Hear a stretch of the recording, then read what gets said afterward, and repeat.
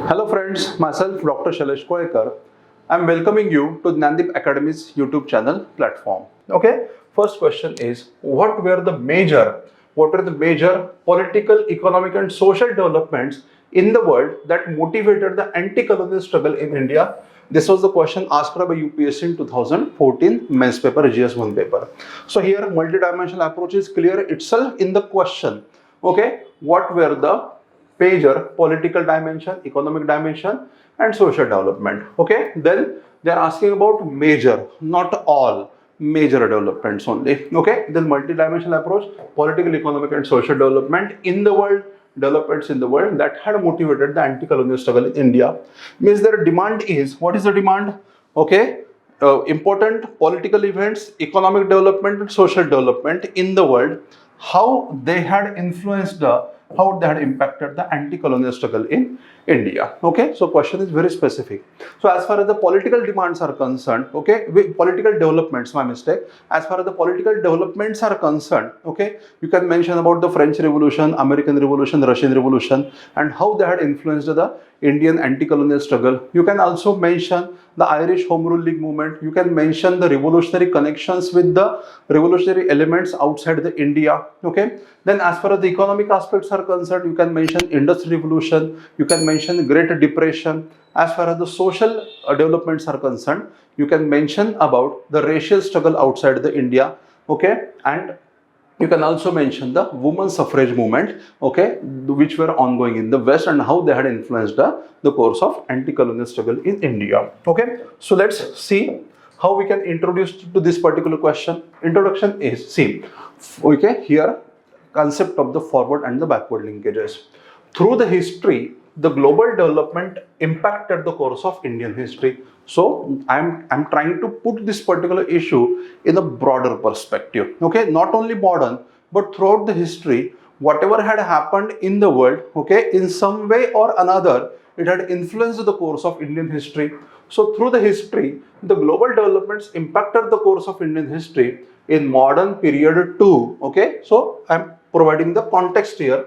In modern period too, developments around the world influenced the course of anti-colonial struggle in India. So not only modern, but even in ancient period, even in medieval period, whatever had happened outside the India in some way or another, okay, it had provided background or it had influenced the course of Indian history, and modern period was also not in isolation in this particular regard. Okay.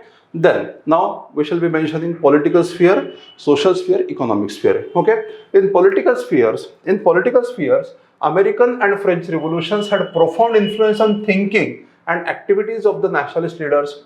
Acquainted with the ideas like liberty, equality and parliamentarism and popular sovereignty, etc., and means to accomplish them, Indian leadership found effective ways to pressurize the colonial government. Russian Revolution also influenced by providing socialist leanings to the national movement. Means what? Here we are mentioning three important political developments: American Revolution, then French Revolution and Russian Revolution, and how ideas and means to achieve those ideas, okay, how those ideas had influenced the course of anti-colonial struggle. Then the incidents like Italian defeat at the hands of Ethiopia, Russia's defeat by the Japan in 1904 instilled a sense of confidence among the Indians. So Ethiopia was a very poor African country and it had defeated the Italy. Japan, a very small Asian country, could defeat such a vast and such a major country like Russia. So, okay, these outcomes, they instilled a sense of confidence among the Indians. Irish Home Rule League movement also had provided inputs for the movement on similar lines, and this had a bearing upon strengthening the militant or the extremist politics in India. We know that there were different phases of the Indian national movement: moderate phase, extremist phase. And when we discuss the extremist phase and the factors responsible for the extremist phase, certain developments outside the India had influenced the course of development of extremist, evolution of the extremist phase in India, and exactly that point is mentioned in this small paragraph. The developments such as Italian unification, Russian nihilism, Irish revolutionary movement and socialist revolution in Russia proved to be the source of inspiration for Indian revolutionaries. Indian revolutionaries even could find support from anti-British elements during events like First World War, This is evident in case of the Gadar movement. So I have provided illustration, I have provided example how the revolutionaries taking cue from the developments outside the India tried to influence the course of the anti-colonial struggle in India. And in this attempt, Indian revolutionaries could even establish connection with the revolutionary elements outside the India. Okay, consequences of the First World War and Khilafat issue led Indian masses into the non-cooperation movement. Second World War created such circumstances that led to Quit India movement as well as Indian National Army's efforts, Subhash Chandra Bose, Indian National Army's efforts to fight imperialism from outside. Subsequently, this had direct bearing upon the Indian freedom. Means what? The First World War and Second World War both had a profound impact on the course of the Indian national movement, and the events that took place during the course of Second World War, eventually they had impact upon the freedom, achievement of the freedom itself. Okay, economically, British Industrial Revolution and its consequences had ruining impact on the Indian economy. This strengthened the anti-colonial sentiments, rise of free trade capitalism, expansion of global markets, opening of new lines of communication, etc. created challenges as well as avenues for the Indian economy. Envisioning the colonial rule to be the hurdle in the Indian economic advancement, Indian leadership began to speak about the self-government. Means when the Western countries witnessed the Industrial Revolution, the Indian leadership also wanted to introduce those same elements into the India also, but they found British rule to be the hurdle in this particular vision, and therefore it had contributed to the anti-colonial struggle in India. Okay, so Indian leadership began to speak about the self-government. This is evident in economic critique of the colonialism. Ranade, Dadabhai Nauroji, R.C. Datta, okay, they had provided us with the economic critique of colonialism. The incidents like Great Depression and colonial governments' protectionist policies to save home economy caused a huge discontent, and this had resulted into huge participation of workers and farmers in civil disobedience movement. Okay, so these were the important economic developments in the world and their impact on the course of the anti-colonial struggle. Then, in social spheres, emergence of utilitarianism and other liberal ideas that spread through modern education strengthened the reformative spirit in India. The resultant awakening inspired Indians to fight against the colonial injustice. So, utilitarianism, liberal ideas, modern education, social spheres, they strengthened the reformative spirit, okay, in India. It led to the awakening, and that awakening, okay, strengthened our fight against the colonialism. Racial discrimination in South Africa, Jew persecution in Nazi Germany aided Indians to fight racial aspects of colonialism. So racialism is a social aspect, racialism.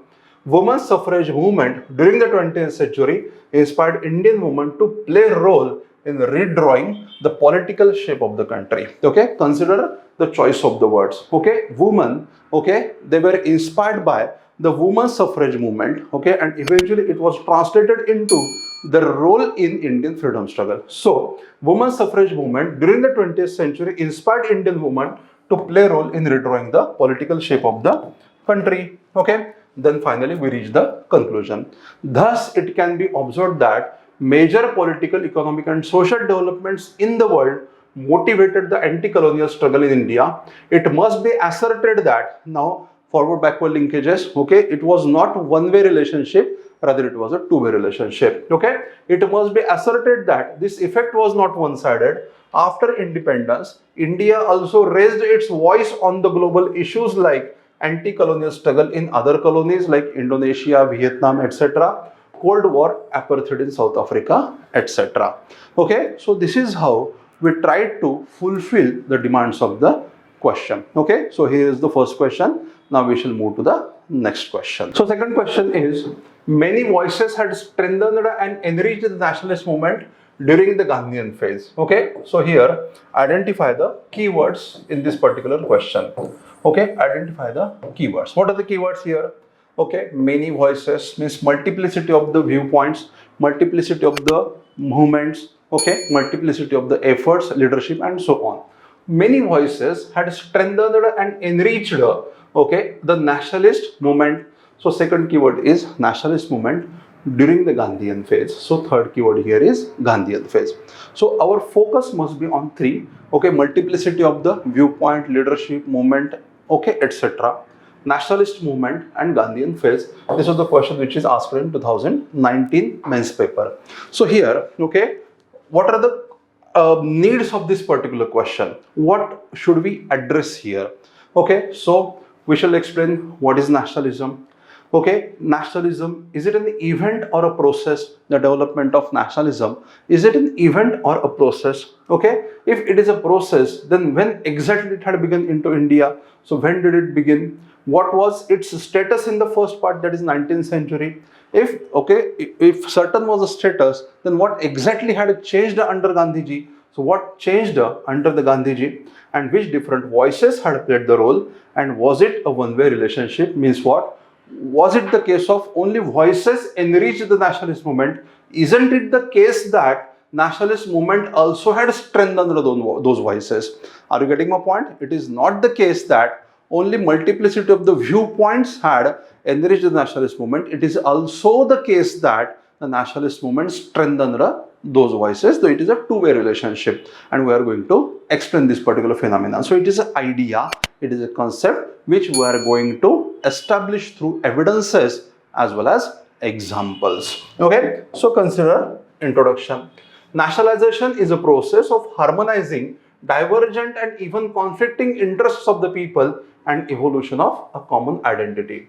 Indian nationalism is unique in a sense that it evolved owing to consequence of the colonial rule, wherein people belonging to different socio-economic strata joined hands to strengthen their fight against the imperialism. So how nationalism, okay, evolved in India? What are the factors? I tried to explain here.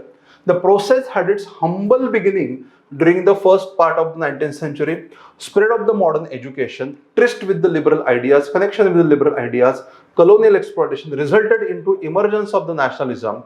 However, in first phase, this idea was confined to limited educated intellectuals. Okay, I'm trying to hear the limitation, okay, of this particular development. Limitation. Okay, so emergence of nationalism was confined only to limited educated intellectuals. Vast masses untouched by new currents were not yet under its spell. Means what? The masses were not yet nationalized.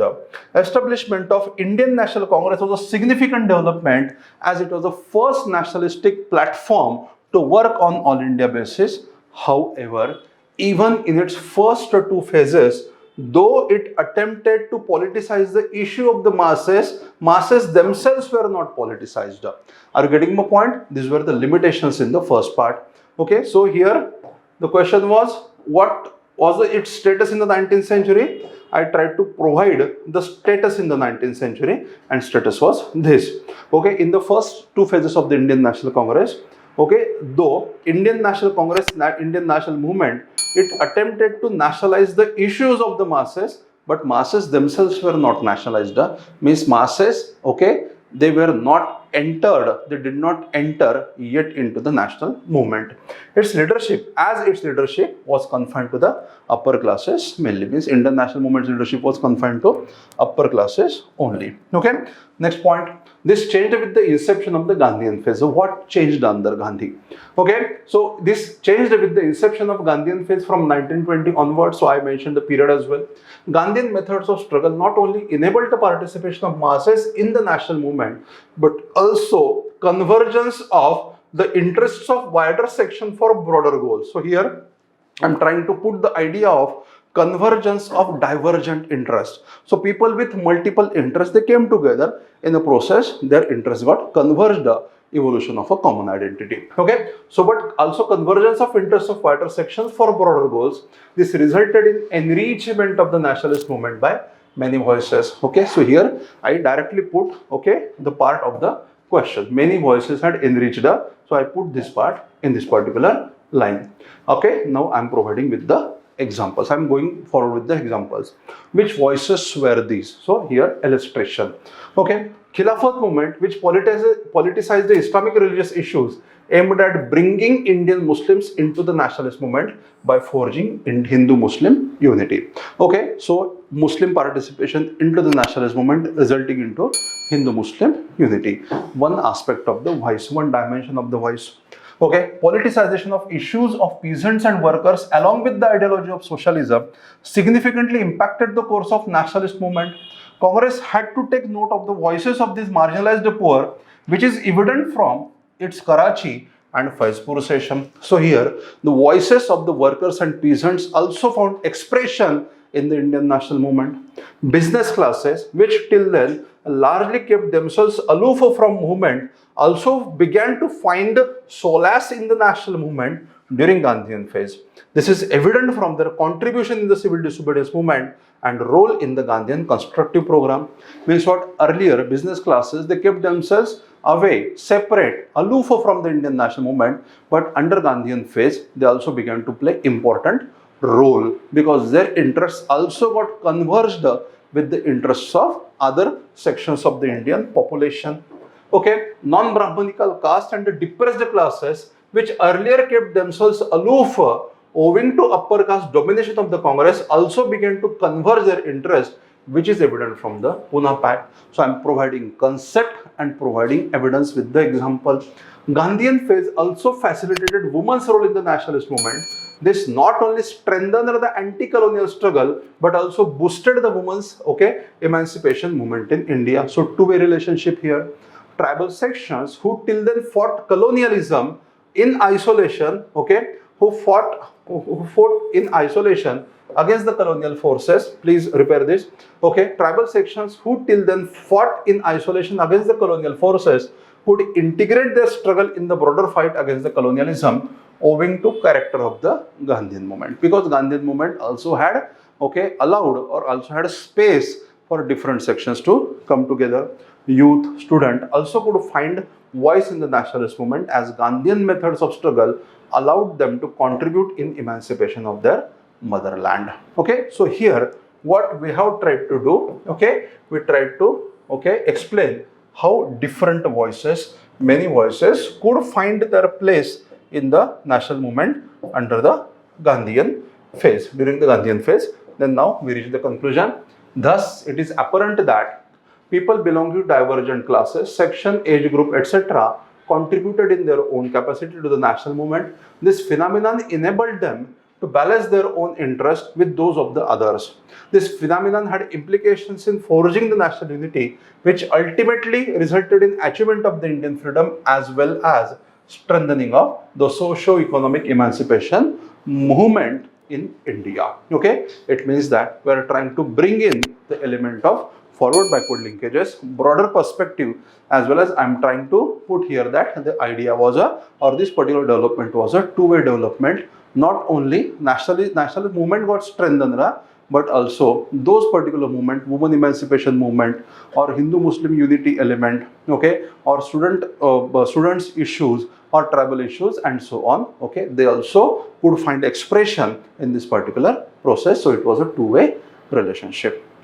So this is how we try to tackle how to write answers in UPSC examination or for those people who are writing MPSC examination in English medium. Hopefully you like this particular session. Please give us your comments, feedback. We will definitely welcome you. Thank you very much for attending this particular session. We shall be meeting again in another session. Have a good time. Bye.